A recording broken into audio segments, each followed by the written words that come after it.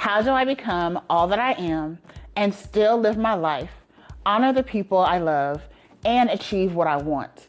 As the CEO of Adryane and Shenice Brands and an ambitious woman, I've asked myself that question more times than I can count, and so have my clients. So many women are carrying big vision, deep purpose, family responsibilities, and the pressure to make it all work while trying not to lose themselves in the process. They are multi-talented, high-achieving, ambitious women who are tired of managing competing roles, responsibilities, and expectations while watching a life they truly desire remain just out of reach. That tension and the transition required to move through it is exactly what Jada West and I are unpacking together today. Jada West is a brand strategist. No, she's a brand outfitter for purpose-driven creatives, small business owners, and founders who are ready to turn their authentic story into a brand that gets seen, connects deeply, and makes an impact. She's a visionary navigating her own transition, expanding her purpose and vision while showing up as both a mother and an entrepreneur. And I am Adryane Shenice, a life, design, and leadership strategist committed to helping women like you build purposeful careers, businesses, and lives that together reflect the fullness of who you are. Today, we're talking about what it really looks like to build a life and vision that can hold all of who you are.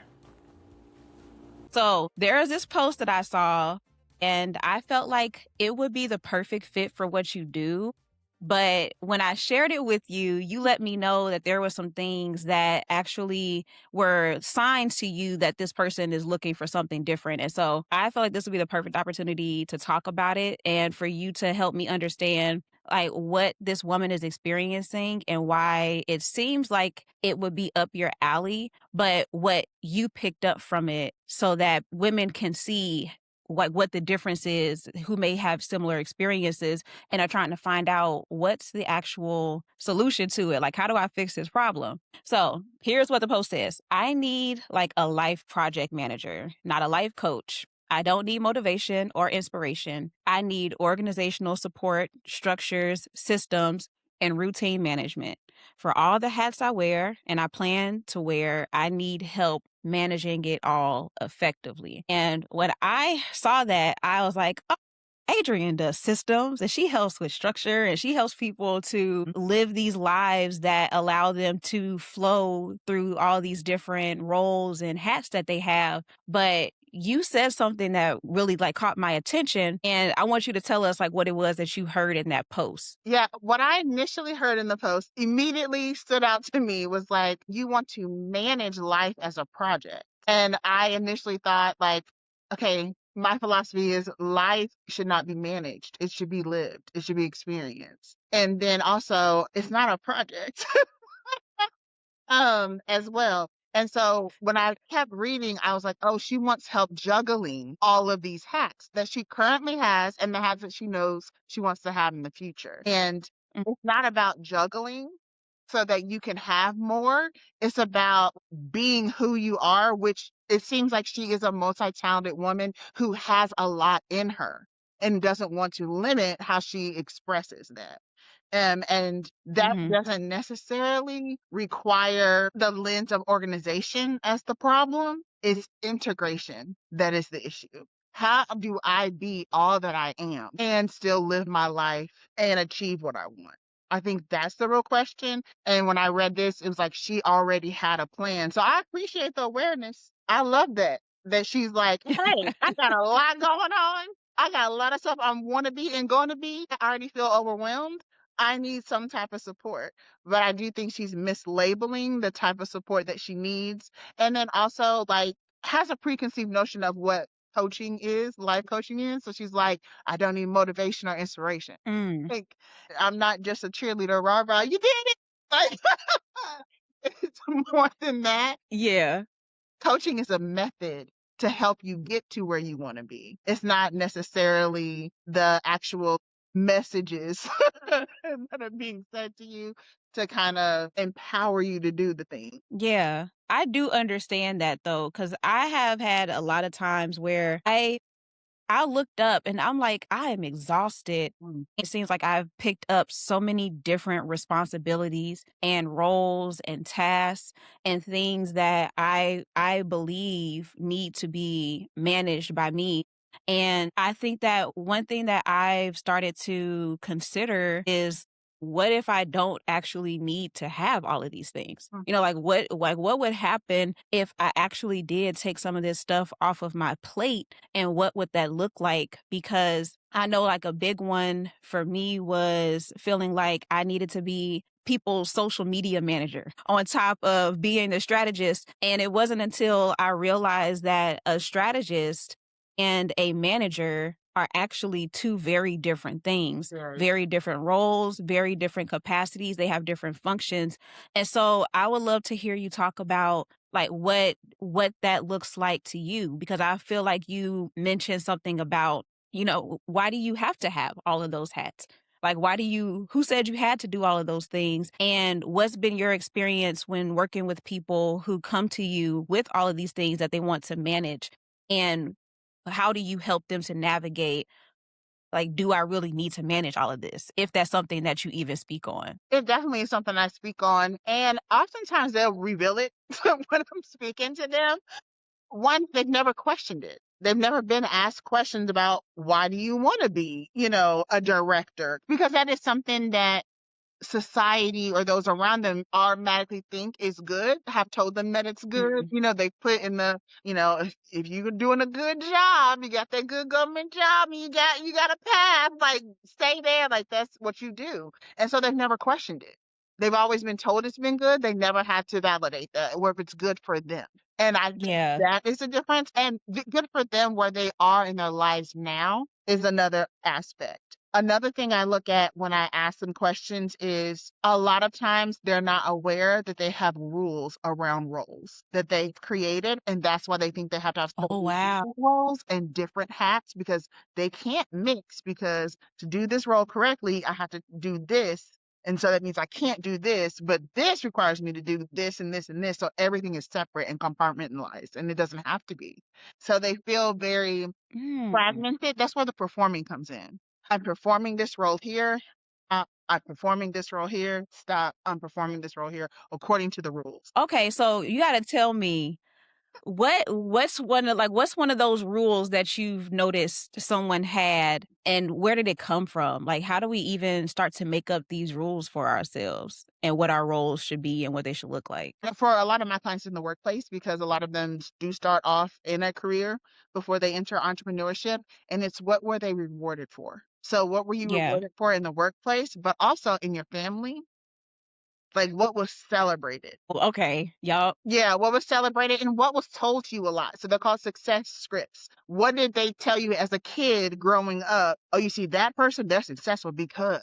And if you want to be successful, you need to work hard, you know, like don't talk as much, Yeah. like all these other things that we've inherited, but we've never investigated. Wow. They build up, man. You get in your 30s and your 40s, you have heard scripts, you have created rules, you've made up roles. Like how people define roles is, I don't say it's wild to me. I get it. But it's also like you look at someone, I know y'all worked in a workplace, right? And someone has a role and a title and they act a certain way that their job description does not say. Like that's not a part of your job. Why you operating outside of your Yes, scope? especially the ones that, But like, make it their job. Like, you have a job you're neglecting right now. Actually, yo, go to that. Lane, what are you doing? So sometimes that's what I see when I'm like, oh, okay, that's what you. All right, how do we get there though? Yeah. Well, let's figure that out. You feel like that's Yeah. tethered together for you. It's not something, separate. Okay, what do you look like in that role? So I feel like I have to cut parts of myself off to be a manager, let's just say in a workplace. And it's like, no, you get to Mhm. manage the way you would manage and still do your job description. Yeah. Yeah. That's so interesting. It makes me think about the first time that I realized that I actually didn't want the role at my job that I thought that I wanted, and how I felt two things. Part of me felt threatened by it, because it felt like it was the path that I was supposed to take. Like you're supposed to go from being an associate to being a supervisor to being a manager to being a store manager. And I was thinking, I'm going on this management track, and I thought about how much I enjoy management in some aspects, and then there's other aspects that I do not like. Like, and it is not suited for me either. It's not even just a I don't like it, but it's my job. It's a no. Y'all don't want me to have to be the person doing this, because at some point the mask is gonna go away. I'm not gonna have this mask on no more, and it's gonna be bad. And so realizing that, like, and not and taking it in and feeling conflicted by it, like there's a part of me that felt relief, but again, like a part of me felt threatened, because it was like, this is what you're supposed to do, and this is how you're supposed to escalate and elevate in this company, and this is what success in this career field, in this industry looks like. And ultimately, it's what I felt like I had to do to get to the place that I really wanted to be at. I was trying to find the path to get to what I really wanted. And it wasn't until I had a conversation with someone who was actually in a role that the company just completely made up. Like, this role did not exist like 2 years ago. This person basically created their own job at the corporate level. And when I realized, wait, you can do that? Like, you can make something up. That to me was my first taste in dropping the rules that I felt like existed in order for me to, go up in the company. Are those like similar revelations that you are helping women to understand about themselves? Because I can only imagine, how many people may have had like those same opportunities to see that and not acknowledge that, oh, this is not actually what I wanted. I don't actually have to do this at all, and I don't want to. Yes, to both questions. Absolutely. Also, I did want to go back to something you said where you said you felt threatened. And I thought that was a different choice of words. And so I wanted to ask you, when you say threatened, do you mean like your goal? You felt like your goal was threatened, or you felt like the identity that you held connected maybe to that goal felt threatened because of things in the job description? You're like, I just don't want to do this. Both. Okay. Both. I felt like it felt like a threat to the path that I believed I needed to take, but it also felt like a threat to my identity, because it was what I had painted myself to be. Like, I didn't say this before. Old me would cringe at hearing me say this, but I'm a pretend type A person. Like, I can pretend to be it, and I can play there for a little bit, but I'm actually really not. Like, that's not me. Like, I'm cosplaying type A. And so when I realized that, oh, I'm really not this like detail oriented person. Like, that's not my lane. That's not what I do, but it's what I was striving to do for so long, because those types of things were rewarded.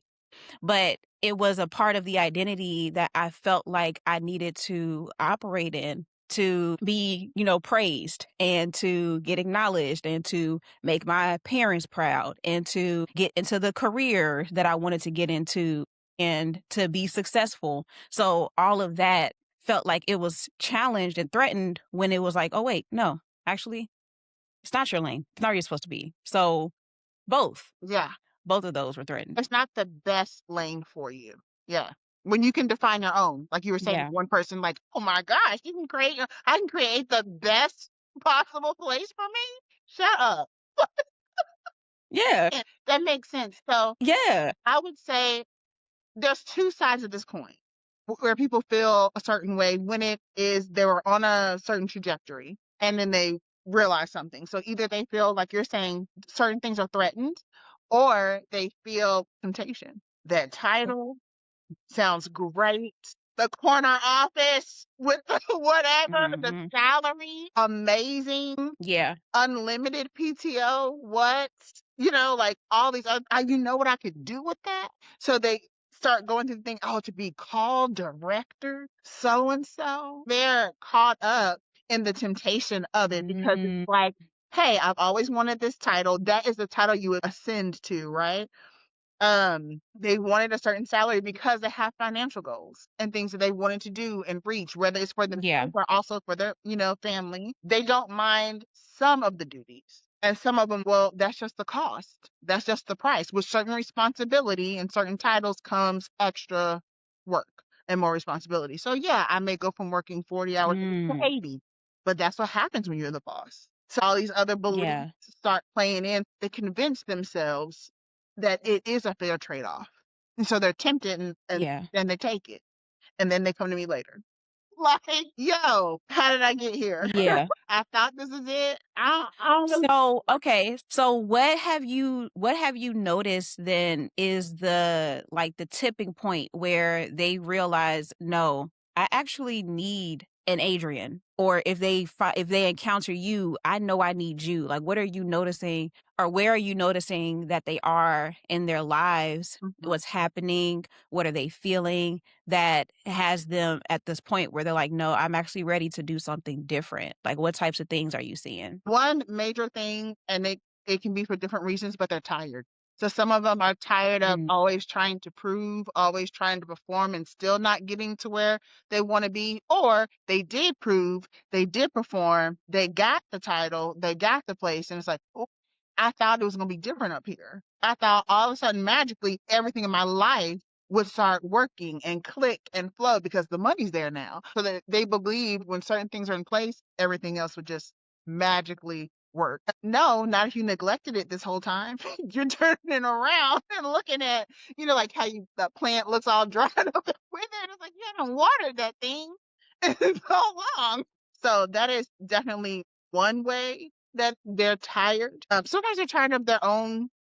They know they've outgrown a certain image that they have. And Mm. that's my language using the word image because people say I had a picture of myself. I had a picture of the path I was going to Mm. go down, who I was going to be, how I was going to live, with two dogs and a fish. Like they had this whole image of how it's supposed Yeah. to be. What I teach is also an image is not a vision. You just had a picture that you were chasing. You want the business suit. You want this haircut with the whatever. That was not a vision. It did not include you. It only included a Wow. role. It only included responsibility. It only included things that were not unique to who you are. And that's the Yeah. difference is when they no longer feel fulfilled because they weren't ever in it. You can't be filled if you were never totally involved in something else. If Right. they're cutting you out of it, how can that fill you? It can't. Wow. That is so powerful. You had an image, but an image is not the vision, Hmm. and you were not included in it. Hmm. I feel like that is something that is so easy for women across the board to slip into because there are so many pressures that are some are placed on us and some that we put on ourselves that we just take on without question. And I think about how fortunate it is for the women who do recognize it and are like bucking against it. But I also think about the women who may not realize it just yet. Like they're experiencing the symptoms, but they haven't actually identified the problem, the root of it. And I want to know, like, what are some things that you would say to those women who you can see and you can tell, like, nah, girl, that actually what you're dealing with is much deeper. Like, what are some of the things that you are noticing and seeing, even maybe like on social media, where it's something in you that you're like, oh, I can tell exactly what that is. Like, I can see that from a mile away. Like, what are some of the things that you're noticing? Well, I can even go back to that post that you read. The things that were jumping out was immediately like, I need organizational support. Immediately, Mm. systems, structures, routines. That's what she says because of the hats I wear and everything that I'm going to have. And immediately she notices this is a lot. Yeah. This is a ton. And sometimes the this is a lot can transfer to people as I am a lot. And that's not Wow. true.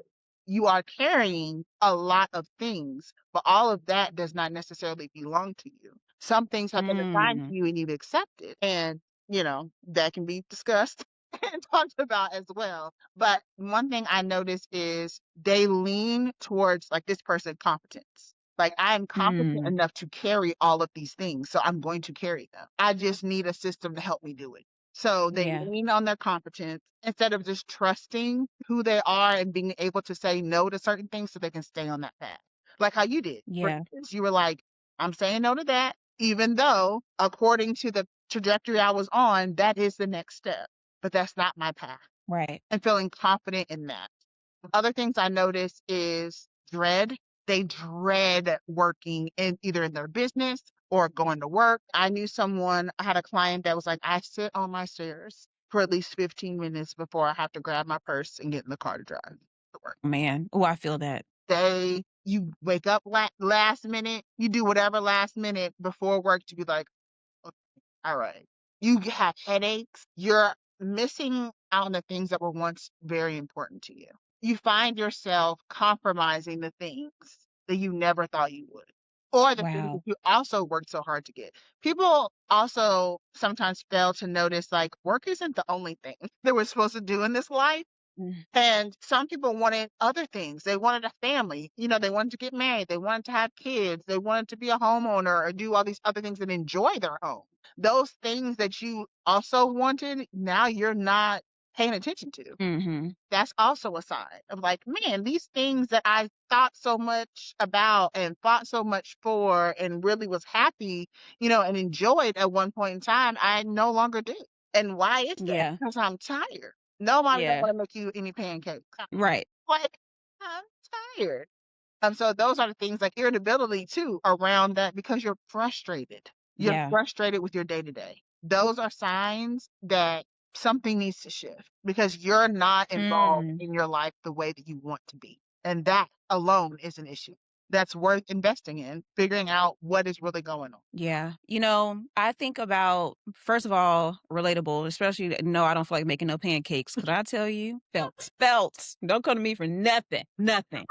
Ooh, I feel that so That's deeply. fine. I don't know why it was like pancakes specifically, but it was like, yeah, no, I don't care. I know it's some Bisquick in there. I know I only got to add some milk and Yep. the egg. I don't want to. Yeah. No, I don't feel like it. And so it could be so the simplest things and just too many steps. No, actually, I don't got it for you. But it does make me wonder. Yes, exactly. Like the instructions are laid out, but just the thought, like, Yep. I already know it's one thing after another. I don't care. Too Yeah. many steps. I said for myself, I'm like, you know what? It'd be nice if I'm like, been working all day or just laying around, whatever the case may be. Someone else is thinking of me, be like, oh, I don't know, she didn't eat lunch or haven't eaten yet. Here's everything already made for you. Just hand it to me. I'd be like, oh, thank you so much. Yes, like don't ask me if I ate. I Assume don't I even, didn't and feed me. yeah, feed me. Let me sit here and watch something on television, veg out because I want to. Yes. Oh my gosh. That actually, this is a very, very quick sidebar, but I was talking to some acquaintances on TikTok and somebody said something about like I think he like asked me if I ate and he was like asking as a joke. Cause I think like the conversation was like how like women go like hours in between like their meals and like we wait a long time. We don't That really be taking care Beyonce of song, ourselves. like, oh, And I was like, yeah. And I know for a fact I do that very often. I go very long and I'm like, oh, you should eat, Jada. And so he had said something about it, and I was like, actually, I don't even want you to ask me if I ate if you're not trying to cash at me anything. And that was like, I said that, and I was kind of joking, but I kind of wasn't. yeah. I would drop this cash tag right now. Don't ask me if I ate. Feed me. Where's the cash app?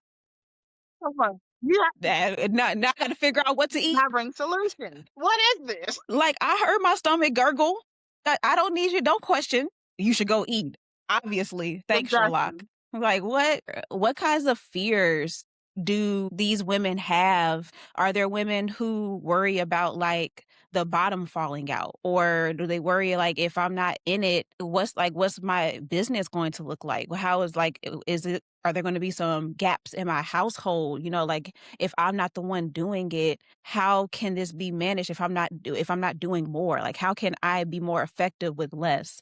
So am I like on target with those thoughts, or is it something different that's happening that might cause them to, hesitate or put this on the back burner? Yeah, I think you are right on target. So some people think that I will lose my success. I'm afraid that my success will stop and I won't have all of the things that I've grown accustomed to and or need. Mm. They're also afraid of what it will look like. This is all I know. I don't know anything else. So I'm Mhm. probably going to fail because of that. I've been conditioned for this, whether they condition themselves for it, because that has been a lot of times, or like society or whomever has conditioned them for it. They're like, this is my Olympics. This is Yeah. what I do. I don't know how to do anything else. So they limit themselves in that way. And another thing that they fear a lot is if I'm not doing this and if I'm not this, who am I and why am I? Wow. And that is the real question underneath everything. Who am I and why am I here? So they have rooted their identity in being useful over Yeah. being purposeful. Yeah. And that is the part that is sometimes harder for them to face because it's a tough question without having guidance. And that's what coaching is. It's just a method to guide you through those type of tough questions to illuminate what's already in you. The answers are already there. They just need to have permission to come up. Mhm. You know, I think that it's interesting how scary it is to us to have a piece of our identity challenged and to like get to a place where we realize, wait, actually this isn't me. And it makes me wonder like why it's so scary. You know, like I think that there has to be a part, at least for some people, that is at least exciting about it. You know, like this is who I felt like I have been this whole time. And now I'm realizing there's something more to this, or this was something that I picked up along the way. And as I'm talking about it, I'm like also trying to like think myself, like what have I felt when my identity or what I believe to be my identity was challenged or shaken up. And I know one of the words that comes to mind is shame. And sometimes it's like what I believed and then understanding how that way of living impacted others and even myself and how it like subdued me in a lot of ways and had me feel like I needed to be managed, like you mentioned. And I feel like even realizing that that's what you've been telling yourself this entire time and what that's done to you, how that's impacted you, and to know that you were like the main person like perpetuating it. I feel like that part is a little like, whoa, you know, it's kind of like a reckoning. And so I would love to hear what you think about that or even like what your experience has been like. So what I've experienced, and even like the coaching clients, when they're open and they really sit with like, whoa, that stung, you know, it's because there's some regret there Mm, and some remorse also. mm, Oftentimes because it's like, I did have this thing that I wanted to do, but I talked myself out of it. And I decided to do this. And now I'm at this place. And now I'm like, I kind of still want that thing. Why did I do this? Like, yeah. why did I do this? So there's a sense of regret or remorse there. There's also a sense of, well, there's a reckoning. So they've never questioned it. Yeah. But something about like whether you ask it or I ask it, be like, is that true? Like there's a piece that's like, oh shoot, I was 10 toes down. If you would have asked Yeah. me yesterday, you would have got this is me. And today I'm like, Yeah. Right. Uh-oh. blindsided. We're like, wow, that came out of nowhere. All of a sudden, I don't like this. I just liked it yesterday. Like this Yeah. will go away. This is a fleeting feeling or whatever. But then when it doesn't, it lingers and they're like, oh, oh. So they feel, I think they also feel, I'm going to say relief that Mm-hmm. all the emotions, all the thoughts, all the friction, it made sense. Something makes sense. Yeah. It's not that I'm not enough. Because sometimes shame can come in as like when you have thoughts of yourself, like I am not enough, and that's why I can't carry this, and that's why I'm not doing this, and why I'm feeling the things that I'm feeling, or it's just not for me anymore. Mm-hmm. So they're relieved at hearing that, like, oh my, yes, that makes so much sense, you know? So you can Yeah. find a sense of relief in that too, not just the regret or remorse. Okay. So when women come to me and it realizes it's touching their identity, it also makes them stop ignoring all the symptoms and all the signs. So they may not do it that Mm. way, but they'll reflect and they'll start like They're taking inventory of, yeah, there's this, there's that. Yeah. My husband would say I'm irritable. My kid, like, like they're paying attention now to their patterns and behaviors and all that. And they're like, oh my gosh, this is all stemming from this. Oh, yeah. Yeah. Now I know it needs to change because this is not who I am. It causes them to take inventory so they can notice that this isn't me. Yeah, I love that. It's got me thinking about your workbook, actually, Reclaim Your Value, and workbook that I personally went through myself. There you go. Put it in the screen. You better put it in the screen. Yeah. Reclaim Your Value. I went through this workbook and I realized that I had this identity, this thought of who I felt like I was gonna be well before I had my son. Is in college, I thought I was going to be this like jet setting, like, rich auntie. You see me when you see me. And I felt like I was going to be, traveling around the world. And I wanted to be this person who went and sourced different like textiles and materials and interacted with different cultures. Like that's always been a really big interest of mine. And just the global economy at large, and especially how we can be equitable, and how we can build up this idea of fair trade, and people being compensated for their craftsmanship and the work that they do in a way that is not exploiting them. So, and then while also just being able to share each other's cultures. I love that. And so I had that thought. And then I didn't get to finish college. I had 1 year left, couldn't afford it. And then I got pregnant that within that same year, and how that shifted everything for me. Like literally everything was like, wait, now I got to focus on this little person and I got to work, and I'm going in this route that I just didn't see for myself, and living this life that is not what I thought I was going to have. And so getting to this place now, my son is 10 years old, and I I feel like I'm at a place now where I can finally breathe a little bit more. He's got more independence, and it's still a lot about him, but it's not as much as it would be with him being an infant. And so when I went through the workbook, that came up for me again. And I was like, now what am I supposed to do with this? Like, I am not that girl, like that's not who I am, but I still have these feelings. It's like I was feeling like, it was like I was grieving it a little bit. And when I went through the workbook, one of the things that I was very grateful for one, is that there were certain words that I connected to that made me feel expansive and liberated. Like that's the best way to describe it. Like those are the words that I found myself really like, grasping for and connecting to. And when I thought about what that looks like in the context of my life now, it showed me that I actually do have the options to experience that now. And it helped me to be more open to what that looked like and prioritizing it, because the biggest thing that I had, the biggest struggle that I had with it, is that it felt vain. Like it felt like, girl, you'll be all right. Everybody got to make sacrifices. That's motherhood. You don't get to live the life that you want to have. And even like that type of rhetoric is like, we're hit upside the head with that all the time, put in, and the underlying thing is put what you want to the back burner because it doesn't matter right now. Raise these kids, raise these kids. That's what you got. That's something that, even though I never fully accepted that, it's always felt like a little, the tension that was there. And so when I realized that I can experience this now, and one of the examples that I shared with you was, being able to go to like cultural festivals that's out here, going to a restaurant I love Ethiopian food. So going to an Ethiopian restaurant, going salsa dancing, going to a museum. And so being able to see that the culture, the connection, the global experience that I wanted, I still get to experience those things.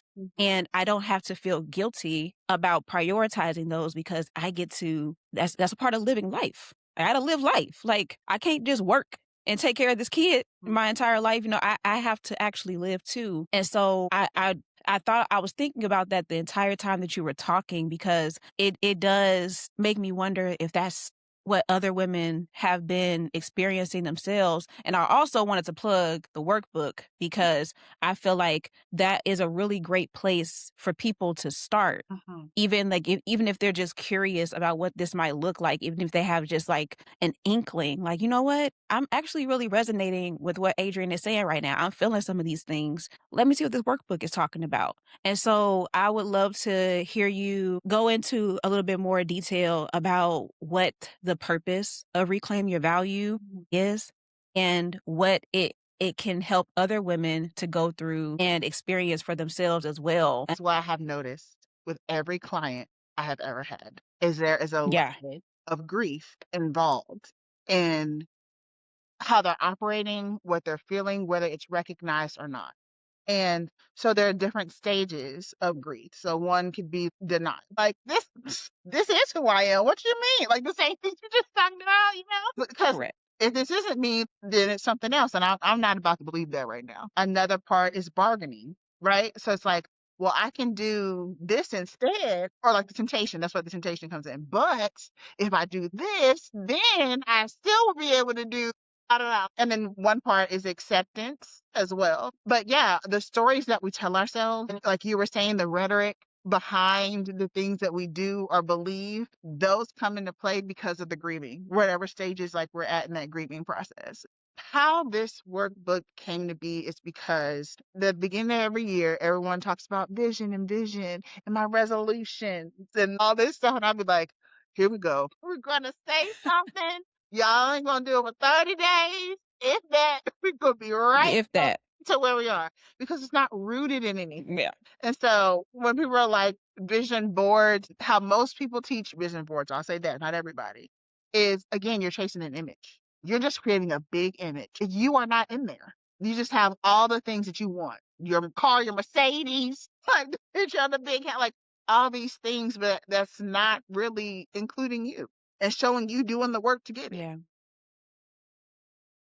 So I said, what are the things that are necessary for someone to really have not just a valid vision, meaning like the trajectory that you were on, like that's a valid path, it's been proven, it's been tested, it works, but a vivid vision. What does it look like Yeah. for me, with me in it? What does it feel like? Like I want to use all my senses when it comes Yeah. to it. And I said value is what is missing. They need to understand, women have to understand what they're trading, what they're hiding or covering up, and they may not do it anymore. And then recognize how to have systems around it. So, how you plan your day and routines that keep those things alive and they keep them at the forefront without it feeling like busy work or that you have to be super disciplined in order to do it. It becomes natural. Yeah. There's a section in the workbook that talks about creating your paradise. What are those things that you need to have in your life on a daily basis that keep you feeling alive, that keep you feeling rooted, and keep you feeling supported? You can set up your environments to support you as well. And so that is something that I wanted to make sure that women had because we're compromising too much that is important and that is Mm. unnecessary in order to take on these roles in our lives. We're going to Yeah. have the roles. Like those roles are existing, but we get to define them. We get to Yeah. see how those look. For example, for you, how you Go feel for about it. culture and you like to be immersed in it. Maybe that is something that can, like, he was like, raise these kids. I am. I'm raising him to understand that cultures are important. I'm raising him to understand that all of the things that we experience and we buy, we have didn't come from anywhere. Someone is making that, and someone's deciding the rules around how that's distributed as well. Mm. They're more conscious about these different things. That also can be important. Like there's not one way to live. There are different ways to live, and that's okay. Also in the work that Jada does, which is phenomenal, by the way, she gets to encounter people from all over. So cultural isn't just like international. It also can be regional. It also can be because she works with businesses that have brands. Brands create culture. So you help to form and shape a culture within everyone's business that they have. And there's a sense like you are still doing the work that you set out to do. And when you look at offers and making sure the pricing is right, again, fairness, all these different elements are present. They're just not in the way that you originally thought they would show up at this particular time. And Yeah. Those are the things that I wanted to illuminate because, hey, maybe certain things are still present. They do still exist in your life. Maybe not the way that you thought that they would, but you can still cherish them and you can still Mm. double down on them. You can expand upon them because in life, this is why going back to the post, I don't think it's a good idea to just juggle different things. I think if you have a lot in you that you want to express, then do that because life is going to life. So if you already have it now accepted and taken on all this stuff and you're feeling the weight of all of these roles, there's more roles to come. There are going to be more things to do. Life is gonna life. I was talking to a friend the other day, they need a new roof out of nowhere. They're like, you like, so it's like life is gonna life by itself. Don't add pressure. Yeah. Don't add pressure to yourself that is unnecessary. It's okay to make a pivot and to learn how to do it without losing everything and starting all the way over. There's things that you can Mm. leverage, and that's okay. I call it pivoting your purpose. Even if you have the same career because you like it. Not everyone hates their job, right? So you pivot your purpose behind it.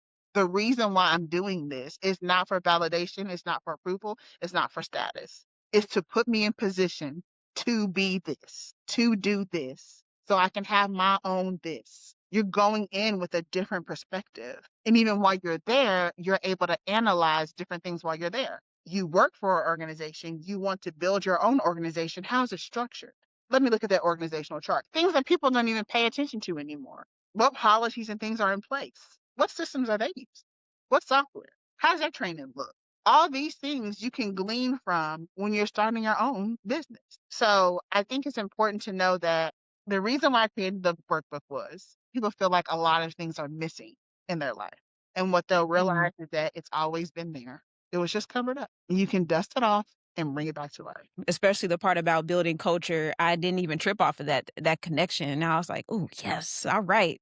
That's why you got to be willing to put yourself on the front line for sure. But I love Like that. a I true love how you soldier. explained that and broke that down. Yeah, exactly. Like, look, you might take a hit, but with the rewards though, you know? And I feel that especially like now there are a lot more women who are receptive to it and recognizing and rejecting the idea of hustle culture. When we look at the people who are operating in alignment, you see how that accelerates where they go, and it goes beyond what they were able to like physically toil and work extremely hard to accomplish. Like you can stay there if you want to and exhaust yourself, or you can choose to move in alignment and move where the grace is there for you, where the resources that you're looking for are there for you, and trusting that process and allowing it to take you on the journey that you need to go on, and realizing that you're going to get there and it's going to be even better than what you imagined for yourself. Going back to your example of the image, you had this image and you weren't included in it, but not realizing that just moving in alignment and moving with that vision, you do get to be included in that. And it's more beautiful and more ornate and more liberating and more exciting and even more expansive than what you could have even constructed for yourself. So I really do love and appreciate the work that you do, and helping us to see, like, really inserting yourself like, all right, listen, that sounds cute. You can try to manage yourself all you want to see how that works out. But when it doesn't, come back because I'll be here to help you actually set it up the way Yeah, that it works for you. because a vision is a lie. An image is still. So you're operating off of, I call a stale image for all these years. Mm. It doesn't change, it doesn't morph with you. When you create a vision, it's alive. So it expands as your knowledge expands, as your desires expand. And so that is also why systems come into place, routines come into place, strategy comes into place, because this is a living thing. So you're constantly looking at it, you're constantly touching it and evaluating, yeah, this works for me, this doesn't work for me. And so in my business, I do teach you how to lead your life and how to build your systems to support you as things tend to pivot or change or expand. So you're not left with something that only works for 30 days or 60 days or only works to copy what someone else has. You actually have something that is made specifically for you. It is personalized and tailored to your goals. And I also walk with you and work with you to illuminate all the things that we discussed today as to why you're doing the things that you're doing and to uncover the beliefs that you have around yourself, what you can accomplish, and the type of life you can actually live. And we go through all of that just so you can be fulfilled. So, one of the first couple of things we do is define what fulfillment means to you in your life, in your work, and in your business. And we get that language down to the T. So then we have a solid foundation that we're building the strategy on. So you know where you're headed and you know where you're going. Before you go, remember this. You are not behind. You are already more than enough. And you are not asking for too much by wanting a life that honors every part of you. You do not have to shrink your vision to make room for the people you love, your purpose, and your peace. You can build with intention and create a life that feels as fulfilled as the woman you are becoming. And to help you begin, be sure to purchase the Reclaim Your Value Workbook using the link below. It is designed to help you reconnect with your value, get clear on what matters most, and begin making room for the life you truly desire. Connect with Jada and myself in the comments and let us know what part of your life are you ready to make more room for now. And as always, keep choosing the life that is big enough to celebrate all of you.